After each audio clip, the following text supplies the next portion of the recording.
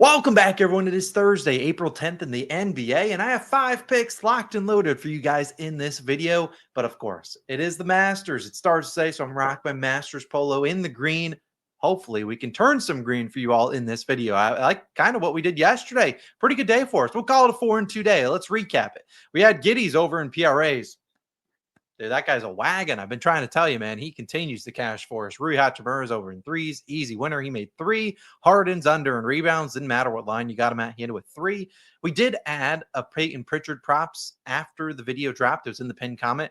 A little bit weird because we lost our big play, which was on his points and rebounds for 3/4 of a unit, but we added his 10 plus assists, which was plus 1,200. So ended up walking away as a winner for Peyton Pritchard, which I'll count as a winner. I don't know. Not really a big winner, quarter unit. And there are 2 losers, MPJ's over in rebounds and our VIP Dub Club exclusive one. Sabonis didn't get the usage. MPJ, don't even get me started on him. That man had 3 rebounds legitimately in the first 2 minutes. Now he plays 34 more minutes and only gets 2. Painful. His live bet went up to 9.5 after that first couple minute stretch. Tough. We can't do anything there, but hey, we'll certainly take that 4-2 day up 45.46 units. Let's try to get to that 50 unit mark. We could do it today if we sweep potentially. Let's dive in the picks. My last note before we dive into things is Betr right now. They have a free pick out for you right now. It's just for Ja Morant. It's only for new users that sign up using my code SHOT SHOT. You can also get a $250 entry match. Take advantage of that. I'll have a better slip at the end of this video. If you want to tail it, you certainly can. And of course, just make sure you sign up using my code SHOT or the link at the top of the description. $250 entry match plus this Ja Morant free pick. Take advantage. I'll talk about Betr at the end of the video. Let's dive into our picks. Let's have a great Thursday. Going into a slate on Friday where I believe every single team is playing. But let's dive into today's picks. First one, begin with my favorite team, the New York Knicks. Karl-Anthony Towns, over 1.5 made threes at minus 111 on FanDuel. Now, if you've been back in cat threes recently, I apologize. He hasn't been banging home 2 threes tonight, but he will tonight. As you guys know, I am a big Knicks fan. They're my most watched team. And I think this is a good spot for Cat to start to tune up that 3-point shooting. With the Knicks only having 3 games left in the season, they do play tomorrow on a back-to-back, but I'm not too worried about Cat's minutes here. Heck, you could rest him tomorrow for all I care. Now, first, I'll actually talk about this matchup. Well, first we'll talk about the Knicks in terms of the standings. Do they have a lot to play for? I don't really know if you'd say yes. They're kind of locked into this 3 seed. The Pacers hypothetically could jump them. This is their schedule. They get Detroit, Cleveland, then Brooklyn. And as a result, you're seeing them rest some guys. Josh Hart's out today. OG's out. Mitchell Robinson's out. So we're seeing those guys rest. And this is why I think Cat, he's in there. I don't expect him to just randomly get limited minutes. And heck, if you just played the first half, I think it could cash realistically in the first half. Now, let's talk about this matchup as he will be at home on the road taking on the Detroit Pistons. Now, we'll bring up Cat's lines. As always, we'll be back on PropsMadness. Sign up, whatever, all that stuff down below.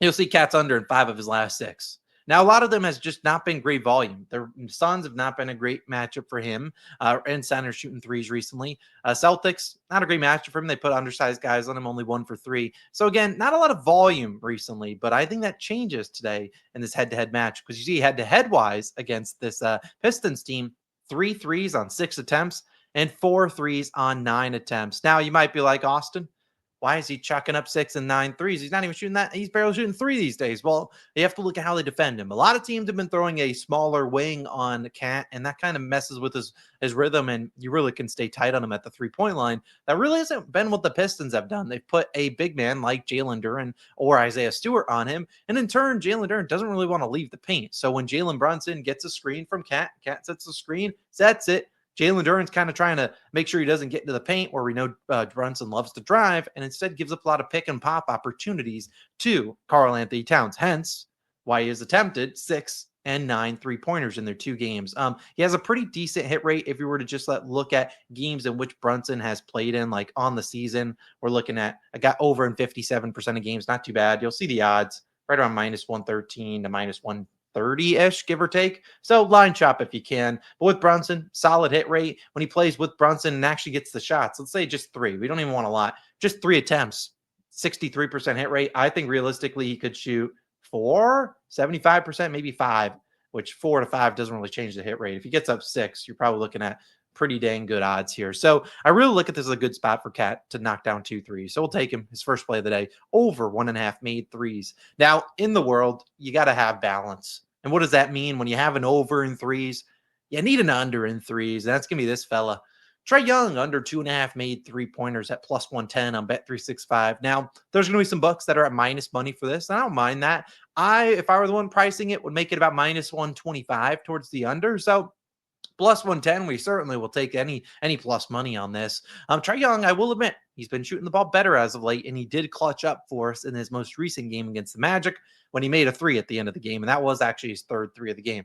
Hopefully that is not the case today, and heck, hopefully he only makes 0 or 1, so we don't have to sweat out him firing up some threes. But we've taken guys unders against the Nets before, especially guards, and we talk about them all the time. They are a very stingy defense in terms of against point guards and things of that nature. That's just what they do. If you look at them on the season, they're number 1 against the pick and roll ball handler. And what I really like is they've been limiting pull-up opportunities. Now, if you were to look at, and I won't bring up PropsMadness for this, I just have a couple stats for you. Actually, we will. Trae Young, he attempts 8.4 3-pointers per game. So we need him to shoot a little bit worse. But if you look at those 3-pointers, what type of threes is he getting? Is he like Doug McDermott, where it's catch and shoot, Rui Hachimura, catch and shoot? Or is it, hey, I'm going to ISO, dribble, pull up, and stuff like that? We all know it's Trae Young pulling up jump shots. That's what he does. Well, if you look at this season, 8.4 threes per game, 82% of them, about 7, are pull-up threes. And when you look at it over the last 10 games, the Nets fewest a number of pull-up 3-pointers allowed in the NBA. So they've done a good job at limiting those pull-up threes, hence why they're really good against the the pick and roll ball handler. Now, we'll be back to Props Madness. Like I said, a couple bucks are still plus money, so try to get it. DraftKings right now is still there. Reminder, you can get all the plays early. You can join the Dub Club. Links down below. Do that. What are you waiting for? Get on in there and join it. As I said, head-to-head wise versus them this season, he split 2 and 3. But I want to look into those matchups a little bit more because he made 2 on 6 attempts and 3 on 5 attempts. Now you might be like, Austin, why don't you just take the under in points? Yeah, you could. However, if you go to Trae Young and you go head-to-head, he set the over in both games. Why? Because the Nets can't keep their hands to themselves. Look at them. They rank 24th in free throws. And as I said, first against the pick and roll ball handler. But again, back to the 3-pointers, 2 and 3. But he's only attempted 5 and 6. So it's not like the attempts have been a crazy. He just a shot. He shot 3 for 5. He does that tonight, 60%. I tipped the cap. But again, I don't see this as a game where he gets a lot of threes. So I anticipate him shooting at most 10. Now, he has shot the ball better recently. We'll give him that. But again, when he shoots 10 or fewer, we're looking at a guy on the season under in about 62% of games. When he shoots 8 or fewer, which I think is a chance, under in 76%. And realistically, he's shot 6 or fewer in both games against the Nets, under in 80, almost 85% of the time. So I look at this as not a great matchup for Trae. Also worth noting, if we were to talk about this, the playoffs and whatnot, we look at the Hawks. They're right here at the 8 seed. They ain't catching the Magic. They're 2.5 games behind them. Oh, I mean, it'd probably take a miracle to catch them. And then the Bulls are kind of right on their heels. I don't know what their schedule looks like. Here, we'll pull up their schedule real quick. So they obviously play today. They do play tomorrow against Philly, and they play Orlando again. So I don't know if they won all 3 and Orlando lost their final 2 games. They might jump them. But again, we're here on the road. And we have a back-to-back tomorrow. Do we need to run Trae Young into the ground? I don't think so. They're also like 14-point favorites. So this should be a slower-paced game. The total is probably in the two. I don't even know what the total is in this game. Probably like 215, 220, something like that. I like his under. Deal with it. Taking his under in threes. Next play of the day, we have an over. And this is going to be a guy that you might not expect. And I'll be honest, I don't know if we've bet on him once this season. We might have once early on in the year. He plays for the Minnesota Timberwolves and arguably the biggest game of the day, Timberwolves Grizzlies. We have another pick in this game in just one moment. Here he is. Nickeil Alexander-Walker. Over 9.5 points plus assists, minus 110 on DraftKings. Now, there's going to be people that might not have availability to this line, and I'll kind of point out the books that have an NAW, a Nickeil Alexander-Walker prop. It's a bunch of books. They do have a bunch of books out there. I'll look at it right now for y'all. If you were to look at NAW, here, I'll just pull it up on Props Madness for you. You can see DraftKings, Bet365, ESPN Bet, Fliff too. Underdog has one too, which is cool. Points and rebounds, I don't mind. I just like points and assists more. Points wise, I'm sure you get a FanDuel line here eventually, but this is minus 110 on DraftKings at 1 unit play.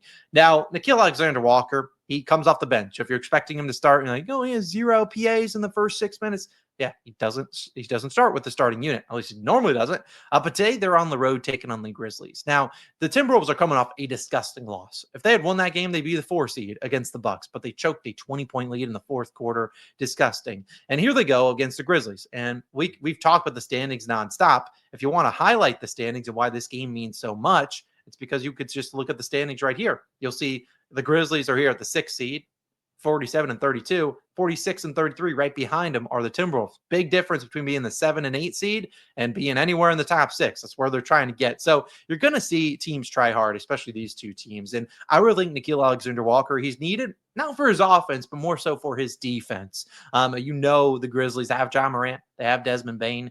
They have JJJ. He's not guarding JJJ, but again, two elite guards like Desmond Bane and John Morant. You're going to want a guy like Nickeil Alexander-Walker out there, a really good defender. In the same breath, we've seen Jaden McDaniels. He could get into foul trouble, and that could see a spike in NAW minutes. But I think his minutes are pretty secure here, even though he is a guy coming off the bench, and he is a guy that, well, sure, you would expect the starters to play more minutes given it is a big playoff type game. But NAW has been a consistent part of this rotation over the years. Now, if you were to look at NAW on the season, we will look at him. He's actually on pace to play every single game. Let's talk about NAW, though, a little bit more. Here's his full season long numbers. He's averaging 12.1 PAs per game. So he's over this line already in 66% of games. So that's pretty dang good. Yeah, we can't complain about that, over in 66% of games. Now, line might be lower because like, well, it's a playoff game type thing, and they'll maybe run their other guys more minutes. But you go head-to-head wise, he's split against the Grizzlies. He had 14 and 6. Now, you look harder into those games. 14 points, or 14. He had 6 assists on 8 potential, 3 for 10 shooting. So he shot terribly from the field, still got the job done. This game, 2 for 10, 1 assist on 2 potential assists. So, again, a lot of field goal attempts, just wasn't knocking him down. So 2 bad shooting games. I actually kind of like his over in threes tonight. Plus 145 I think is a solid play. I don't really love his rebounds, which is why I'm not doing PRAs. But you look back at the points and assists head-to-head wise, but look how he scores his points. A whole lot of green here.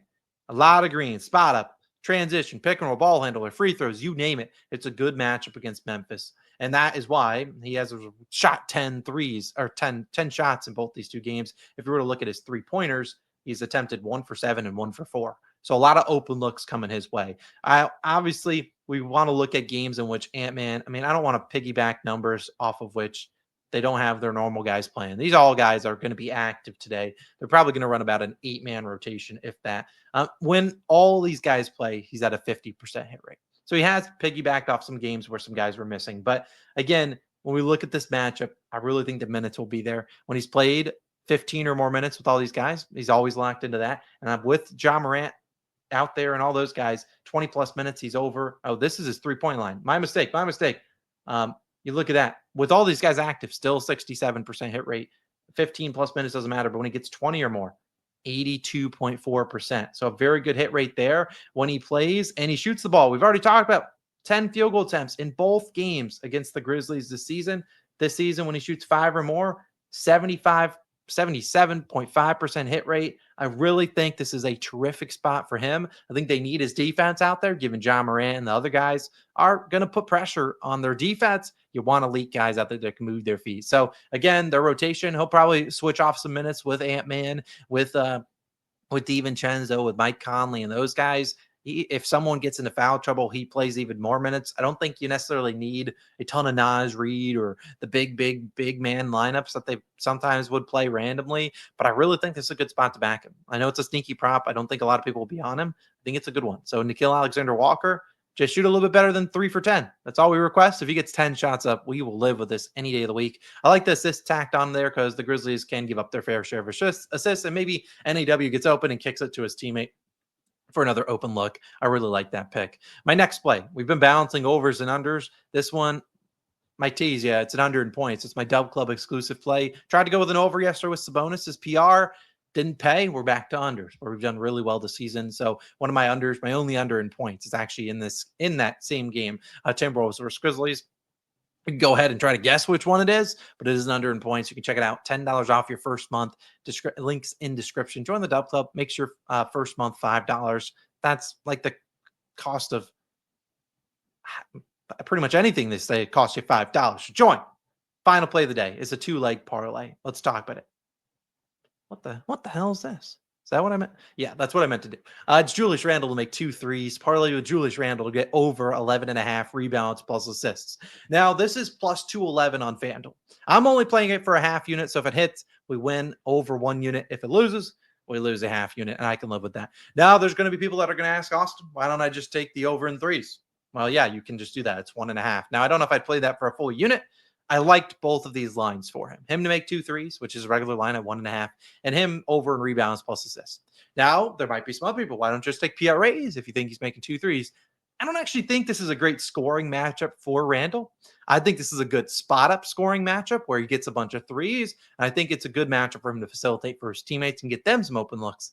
I don't really think it's a great scoring matchup, if that makes sense. Like Julius Randle backing you down, scoring like that. Probably not the case, but I like him to make 2 threes, and I like him to go over 11.5 rebounds plus assists. Now, we've already talked about how big of a game this is for both these two teams, so Randle's minutes should be pretty locked in, although if he wants to lose some minutes to Nickeil Alexander-Walker, I guess I'd prefer that because that's a 1-unit play compared to a half unit.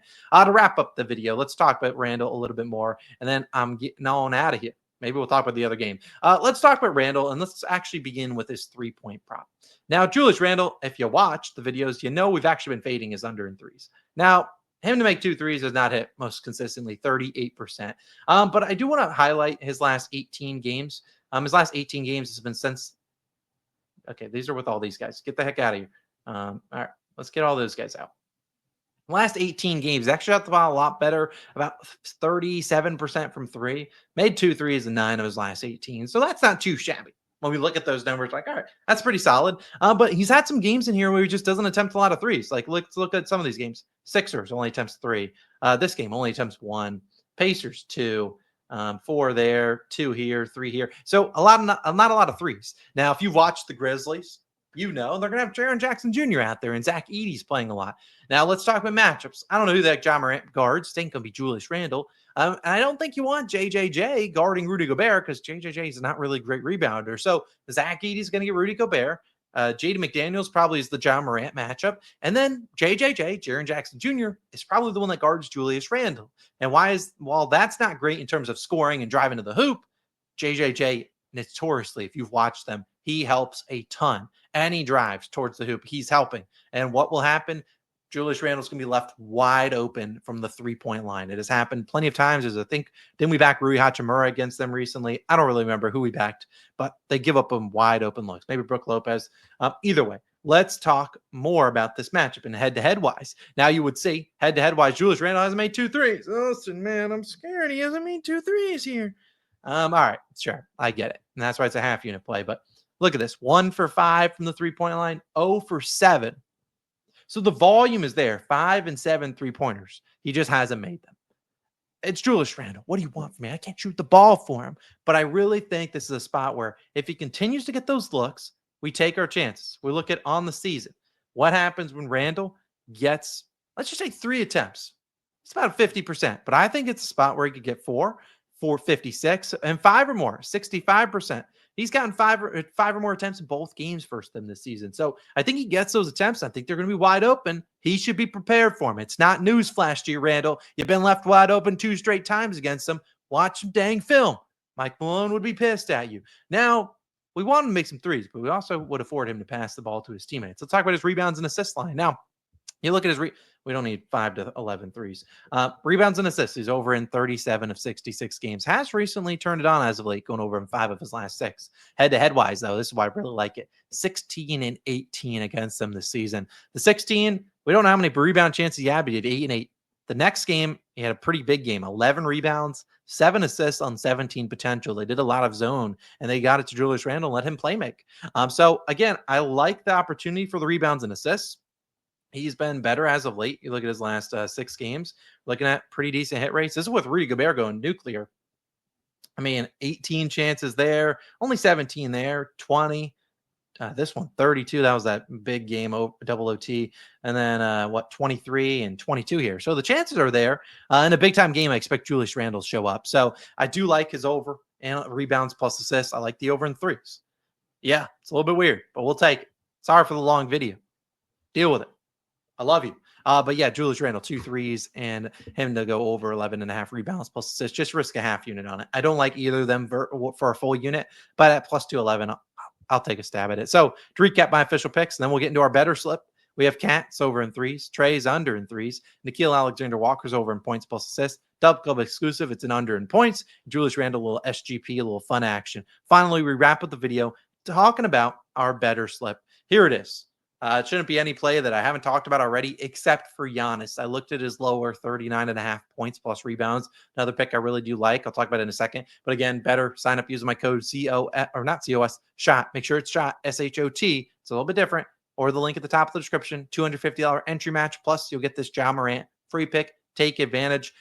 Giannis, him and the Bucks don't have a lot to play for today. They also have a back-to-back tomorrow. This is a game on the road. Wouldn't even be shocked if he didn't play this one. But they play again tomorrow. They don't really have much to play for, given their next 2 games are against the Pistons. So I could see maybe Giannis not playing a ton tonight. Also, Bobby Portis is active, so he steals some rebounds and stuff away from him. I just don't see this as a high volume and high minute spot for Giannis. So I did like his lower 39.5 points plus rebounds there. I don't really want to touch this because he could be trying to chase for a 4th straight triple-double, but I really do think it's a good spot to take his under there. So again, $20 on this puppy turns into $200.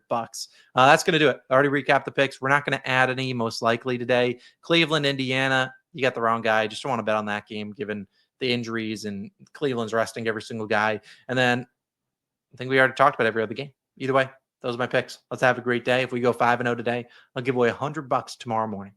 Simple as that. Just hit that like button, subscribe, and let's have ourselves a day. Again, thanks for tuning in. I'm going to go sit back.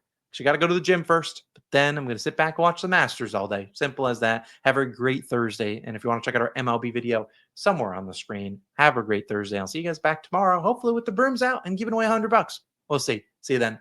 Peace.